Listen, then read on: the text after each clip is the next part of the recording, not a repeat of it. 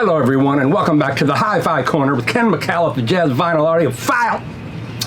Today we're gonna do hopefully part 3, which will be the end of it, but hey, sometimes I just don't know when I start yammering and gabbing. But I want to talk about jazz records I use to judge hi-fi, classical records I use to judge hi-fi, and all the rest, rock music, electronic music.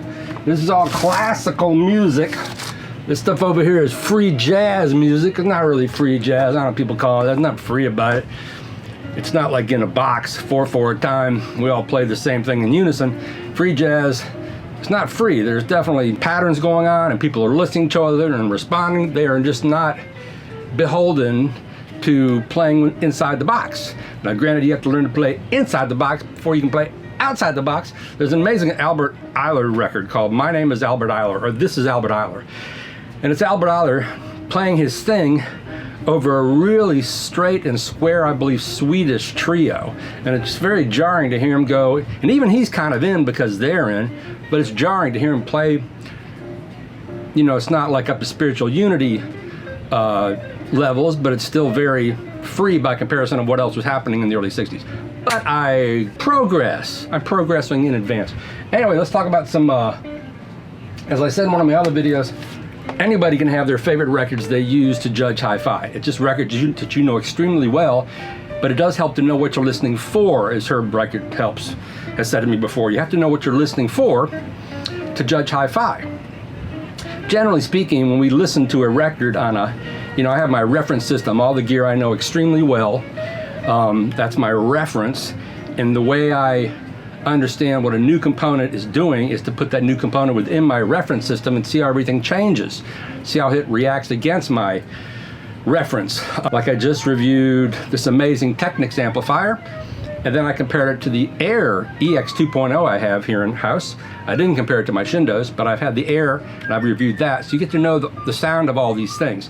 But in general, and once again we're digressing, in hi-fi we're listening for dynamics, we're listening for frequency range extension, dynamic range extension, bass extension, tone, texture. Those two are very, very important to me. Imaging, sound staging, if you're into all that. Musicality, a sense of flow. Sometimes components can sound mechanical, or they can sound synthetic and processed. If they don't sound natural, that's to me what tubes and horn-loaded speakers do so well. They sound very natural. And you can tell when you play other components against them. It jumps right out. This sounds kind of processed. But anyway, so we have the records that we like to listen to judge hi-fi. And I'll pull out a few of those now. Michael Brecker's 1987 debut recording on MCA. Charlie Haydn, Kenny Kirkland, Pat Metheny. It's an astounding recording. They recorded it at Avatar, I believe. And you can tell they're all having a lot of fun. This is an important date, but they're all having a lot of fun. The tunes are great, including the opening track, Nothing Personal by Don Grolnick, which is just a great, he died pretty young. Grolnick played a lot with the Brecker brothers and all these other New York cats. This album is recorded extremely well. It's very spacious. The blowing is tremendous, obviously. Great soloist, great tunes. I still believe this is his best album. The albums he did after this, Don't Try This at Home, all these others, they were good, but they weren't like this. This has so much passion and emotion in it. Art Pepper, Getting Together. On Contemporary, Wynton Kelly, Paul Chambers, Jimmy Cobb, and Conti Candoli. This, along with Art Pepper Beneath the Rhythm Section, are two fantastic recordings. All the contemporary records have a very, very natural sound. It's actually kind of magical how natural they sound. There are no weird reverb artifacts. There's no weird imaging going on. There's no weird piano sounds. Off the top of my head, I can't remember. I don't think there's a lot of hard panning. This is a mono record. But even when they're stereo, he was able to get an extremely natural sound. And so these are great records just to listen to hi-fi on, to see if they sound natural on your hi-fi, to see if Art Pepper's tone, which is kind of chewy and textured, sounds correct. Once again, it's a record I know really well. So, Chet Baker Trio, This Is Always. Chet Baker did 3 records for Steeplechase near the end of his life, and I believe Chet Baker was only getting better the older he got. Boy, this is a beautiful live recording with Nils Henning, Orsted Pedersen, and Doug Rainey on guitar. And again, it's very natural. It's like you're sitting in the first row at a club. I think they did record it at a club. Yeah, of course, the famous Montmartre in Copenhagen, 1979. And his tone is beautiful and big and rich, and the bass is beautifully recorded. Once again, a very natural sounding record. I got into this French vocalist a couple years ago, Melanie Biasio. This music is kind of dark, very French in a way. She sings beautifully, great tunes. It's not straight ahead jazz by any means, it's more experimental. It's very dark, torch songs, but she grabbed me right away. A wonderful contemporary singer putting out vinyl records. You know, in the U.S., I know a lot of jazz players here in the city. People can't always afford to put out vinyl, not to mention carry it from gig to gig.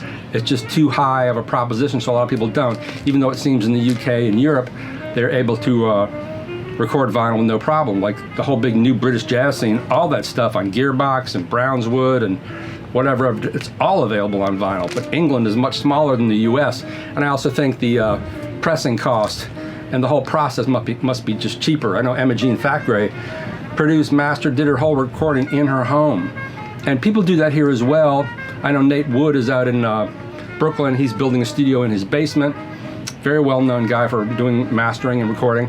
But I'm not sure he's set up to, if he has a lathe and he can cut to vinyl. I don't think so. I think American jazz musicians just don't really think about it. Even Pat Metheny got on the vinyl game really late. His new Side-Eye record and his last two records have been available on vinyl. But his label, they still haven't gone back and reissued all his classic titles on vinyl. It's weird.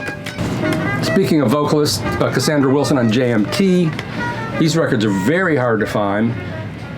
They're well recorded. They're a little odd sometimes, but the young Cassandra Wilson is just, a force to be reckoned with. She's still great, but when she's younger, I think this is the late 80s in New York City. A lot of great players. Steve Coleman, Gratian Moncure, Jean-Paul Borelli, Lonnie Plaxico, Mark Johnson, a real cross-section of players. If you could find her records, they're well recorded, and she has a beautiful, smoky voice. The poll winners, as I was mentioning, another contemporary record. Barney Kessel, Ray Brown, Shelly Manne.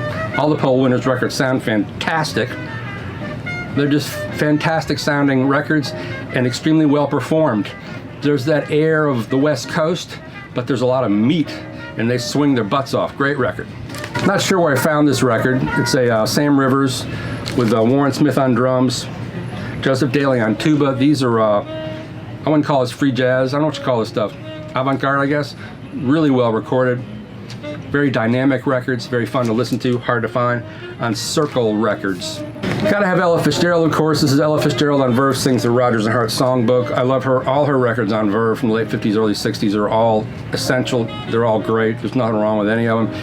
It's funny, the stuff like the labels have reissued for Record Store Day some real crap records of hers, like Live in Germany. Unfortunately, when she gets older, she's hamming it up and, woohoo! It's just not, I'm sorry, it ain't cool, it ain't hip. It's like she gets caught up in the kitsch and the show. I don't know. But these recordings, these amazing recordings, there's a few with Nelson Riddle, are just, the quintessence of American jazz vocal songcraft. Her being, her essence was swing. I mean, she came up with Chick Webb. It's just, she had that beautiful tone, so lighthearted, even though she had a lot of sadness in her own life, but not like Billie Holiday, of course. Early Billie Holiday is, very sly, still swinging very hard, kind of very cool and hip. If you listen to Peggy Lee, I think Peggy Lee took everything she knows from young Billie Holiday. But Ella Fitzgerald is in a class of her own, like Billie Holiday, like Nina Simone. These are all great, and they're wonderful productions. They have big sound stages, a lot of instruments, not classical music, but really well mixed. A really good test for a hi-fi. Speaking of Warren Smith, this is a weird RCA Japanese import, 45 RPM. Warren Smith and Toki, who I plays flute or soprano sax, but it's a beautiful sounding recording. I have a few 45 RPM records, including Music Matters, and the idea being, on the Music Matters, there's more tracks spread out over more sides, so they don't have to squeeze the tracks as it gets near the spindle, so you don't have any degradation or any possible problems with pressing because the grooves are getting tighter. But this is right out to the edge, and it's just a really fun recording. He's playing a lot of wild stuff. Very unusual, underrated drummer, Warren Smith. Red Garland made a bunch of records on Prestige, and they're all really, really good, but a few of them are great. This is one of them, High Pressure with John Coltrane. There's another one called Bluesville that's really great. Some of the Prestige records he's done are just kind of like they're phoning it in. I was listening to one today with Coleman Hawkins on Swingville. That's really fantastic as well. But anyway, brilliant pianist, but all the records aren't great. This is one of the great ones. It's an RVG pressing, sometime late 50s, early 60s. Can't go wrong with that. One of the labels, new labels, who presses only vinyl, even though it's from digital, is Nouvelle Records. Elon Miller from Boston. All the records are recorded in the same studio, same engineer. Some of the records are fantastic. This is one of them with the pianist Carmen Staff, Michael Formanek on bass, Jeff Williams on drums. They do it in series, like 5 at a time. They did a bunch of records from New Orleans. There was one there with the elder Marsalis, who just passed, and Jason Marsalis. That album is phenomenal. Piano and drums duo, just phenomenal. And after a while, they break these out. But they've been doing this for a few years, and the quality is super high, super clear. I listen to these, and I don't know they're from digital. They just sound really great. Unfortunately, you can only buy subscription, but you do see them out and about in the wild. This is Carmen Staff Woodland. One of the great ECM recordings that doesn't sound like an ECM recording, Don Cherry and Ed Blackwell, El Corazon. This is just so palpable and immediate and clear and natural sounding. It's all just duets. Very playful, no forms you would expect, just pure improvisation with two guys who know each other really, really well. If you don't know the Old and New Dreams records, I believe they're on Soul Note or Black Santa, Getting Confused. Those are essential recordings. They appear somewhere, which people call free jazz. Most ECM recordings have this. They have the Manfred Eicher sound, which is like you're sleeping inside of a cave in a Norwegian mountain, A lot of people don't like that sound. They've done weird things with the drums over the years, but this record doesn't sound like that. It's really immediate and palpable. I don't know if this is the famous engineer who passed a while ago. Oh, Martin Wieland at Ton Studio Bauer, Ludwigsburg. So this is not the famous ECM engineer who did most of their work, Jan Eriks Honigsberg. I'll have to look it up or someone will correct me. But if you see this record in the wild, El Corazon, buy it. It's really fantastic. Scott Walker, Scott 3. Originals are very hard to come by. I only have the 4 Men with Birds. Might as well be Birds pressings. These pressings sound like shit.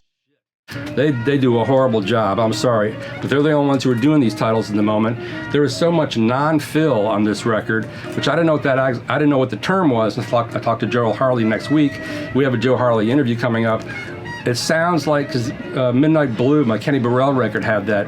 It almost sounds like somebody spliced tape and chopped it all up and dumped it in the grooves. And he said that's a perfect example of non-fill, where the mother pressing the record didn't go all the way down into the groove. So you just get this stew, this collision of sound. But these 4 Men with Beards albums are full of that crap. But in saying that, Scott Walker, you had the Walker Brothers in the early 60s, the sun ain't gonna shine anymore. Had the big hit with that. But he always had much more in mind, and he did a whole series of records, some of them based off the work of Jacques Brel. He interpreted Jacques Brel, the famous French singer, for US and for British audiences, and I love this stuff. Very dark and moody and beautiful orchestrations, which hold up over time. And he's got this big, deep baritone, and they're really romantic torch songs. He did a few that are just really, really tremendous before he went off on a weird country music tilt thing. And then later he did the album called Tilt, and he got really avant-garde near the end of his life. But this is an incredible record. All the early records, Scott 3, I think there's Scott, might be Scott 4, but they're great records. Really fun to listen to. Beautiful sound staging. This is the yellow record I use most often for hi-fi, just because I know it really, really well. The band is dancing, great orchestration, great left to right spread. She sounds great in the middle. East Wind, the Japanese label, great jazz trio, direct from LA. Hank Jones, Ron Carter, and Tony Williams. These are really fun records to listen to. Very, very well recorded, very intimate, swings really hard. Just, 3 masters playing straight ahead. Can't go wrong with that. Relaxin with Miles Davis, original Fireworks pressing. Cooking, relaxing, steaming, working. The 4 Prestige records they knocked off in like 2 sessions to get out of their Prestige contract are all masterpieces. If you don't have those records, to me, that's the basis of modern jazz. You know, everyone, Coltrane, Chambers, Philly Joe, Miles, just playing their butts off. Beautiful interpretations, one after the other. And these sound really different on different hi-fis. They're very sensitive. Cut of Rudy Van Gelder's. It's just always interesting to hear, you know, where an amplifier or a speaker or a turntable is going to place the musicians in the front, the back, if you're going to hear enough depth. If Philly Joe's cymbals have both ping and tone and the ambiance, the shimmer off the cymbal, they're really well recorded. I also collect soundtracks. There are a few that are great. This is one of them. I've only seen this once and I bought it. If you haven't seen this movie, it's a beautiful movie about New York City in the 50s. Vice and greed and ambition and hatred and immoralism and all this stuff. Burt Lancaster, Tony Curtis, and the great work of Elmer Bernstein, who made so many great soundtracks the whole time he was alive. And this is one of the best in my impression. Just really powerful. I mean, the music in this thing is another character. It's really something. If you can find this, really fantastic. And Chico Hamilton group is in the movie as well.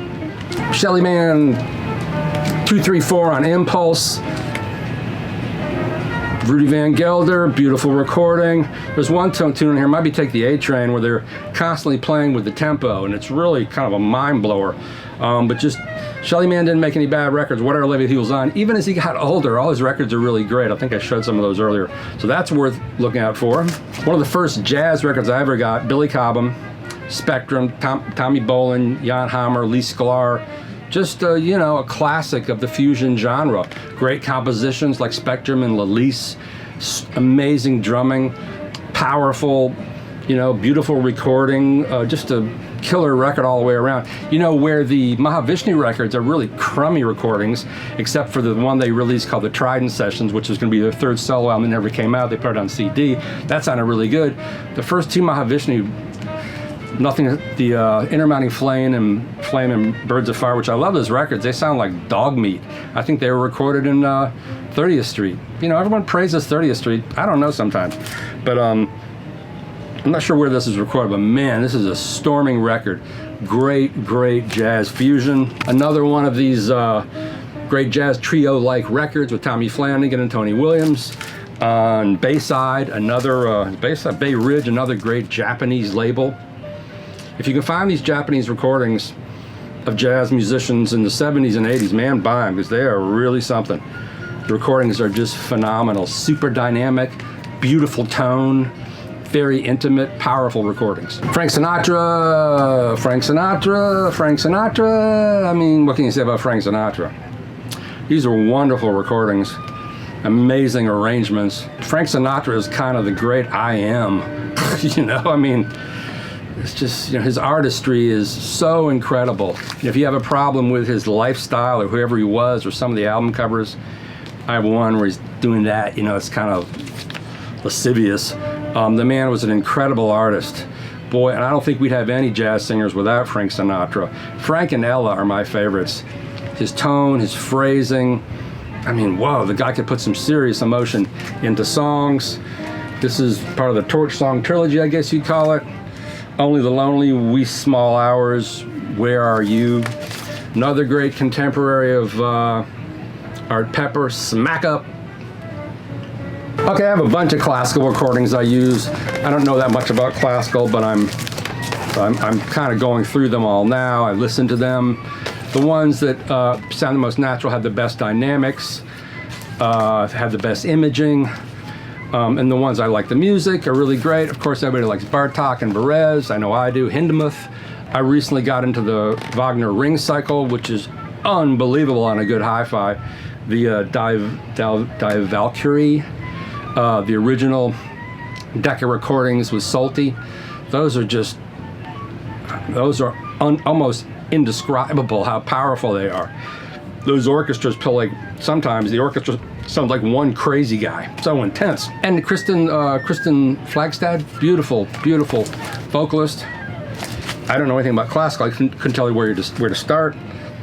Ravel, it's a pretty good place to start. Of course, Stravinsky. I probably play The Rite of Spring and the Firebird Suite more than anything because I know those really well, and I like Pictures at an Exhibition a lot. This is a really fun classical record on EMI. EMI did a lot of great recordings. You can't go wrong with Decca, EMI, Mercury Living Presence. Some people like RCA Living Stereo. I'm not sure about that, but this is just a great overtures and marches. They're rare Wagner, and you get that great, really funny cover. Okay, and I'm also into a lot of electronic music, Boards of Canada. They're not the most sonically amazing thing in the world. Some of them electronic records just recorded on a board with a bunch of samples, but I like the music, and you get amazing bass tones. There's a guy named Locksil, L-O-C-S-I-L. I have a few of his recordings. Those are very hard to find. It's like being underwater with like cheese shredder. Everything's coming through the shredder. It's dark and ominous and all these weird flowing sounds. I love that stuff. But Boards of Canada made a bunch of great records. There's also a group called Plone, who I'm a huge fan of, a duo. I interviewed them once in England. They lived in council houses, which were basically ghettos, but using a lot of old synths that are really beautiful. Here's a record on Todd Garfinkel's MA recordings. This was recorded, I believe, in Argentina, in a castle on a mountaintop or a church. You know, indigenous native music, really beautiful, really resonant, great tonality. Unfortunately, MA Recordings doesn't have a lot on vinyl. Hart, the Wilson Sisters, these recordings are very dynamic, they're very flat. If you grew up in the 70s, you like rock music, these things sound fantastic. I was surprised when I put it on one day. I was like, wow, that sounds amazing.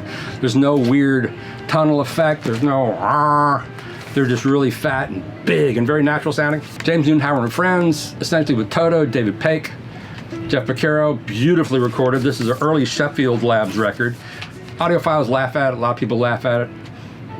The frequency range, the bass extension on this, if your speaker is on up to it, it'll blow your speakers out. It's extremely deep, very powerful recordings, and great tunes. And if you're a drummer, this is Jeff Beccaro at his peak. The Brant Brower Frick Ensemble. John DeVore Fidelity told me about this record. I kind of compare this to the electronic dance version of Max Roach's M Boom on Soul Note. It's very calculated, very planned, almost diagrammed the way the instruments come in and out and flow and slowly build up to a really powerful presence. They did some other records, but this is their best one, I believe. Another great dance record, Kruder and Dorfmeister.